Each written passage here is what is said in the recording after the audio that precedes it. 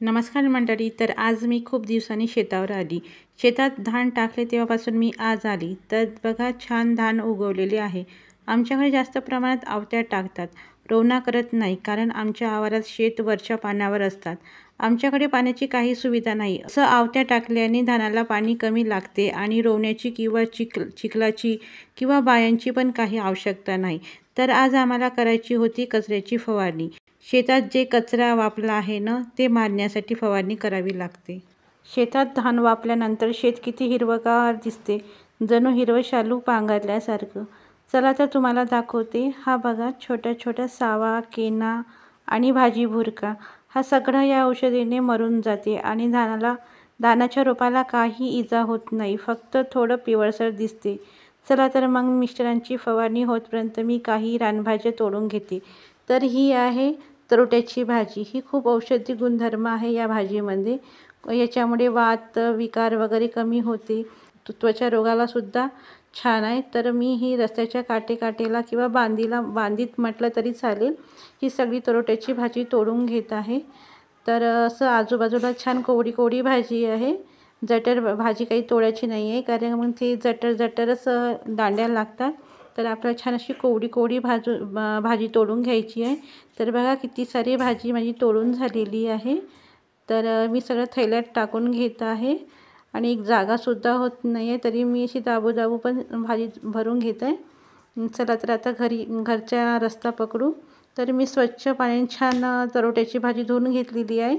नंतर छान पाला तोडून कापून घेतली आहे. नंतर मला इथे डाळ टाकायची आहे. तर मी लाखाची डाळ थोडीशी उकडी मांडलेली आहे. तर थोडी शिजू द्यावं लागते, कारण की भाजी लवकर शिजते ना आणि डाळ उशिरा शिजते. त्याच्यामुळे थोडी डाळ मला शिजू घालायची आहे.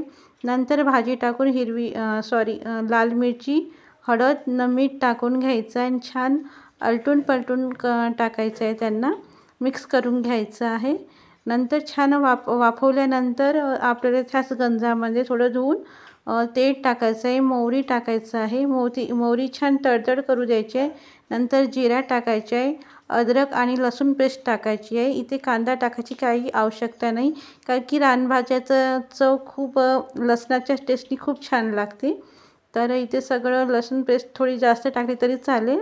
कांदा टाकल्याने त्याची रानभाजीची चव वेगळीच लागते. त्याच्यामुळे मी प्रत्येक रानभाज्या ह्या लसणाच्या फोडणीनेच करते, एकदम सिंपल पद्धतीने. तर छान अशी कडक फोडणी टाकायची आहे.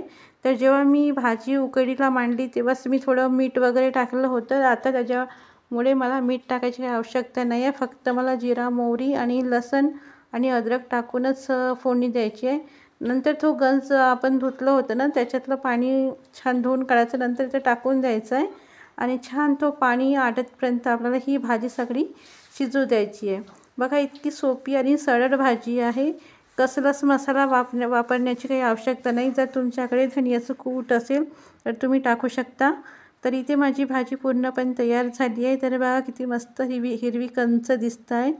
तर आपल्याला ही भाजी फक्त पावसाळ्यातच खायला मिळते आणि चवळीची भाजी, पालक ही सगळ्याच वेळी मिळते, पण ही भाजी नाही. चला तर मग भेटूया पुढच्या व्हिडिओला. तोपर्यंत धन्यवाद.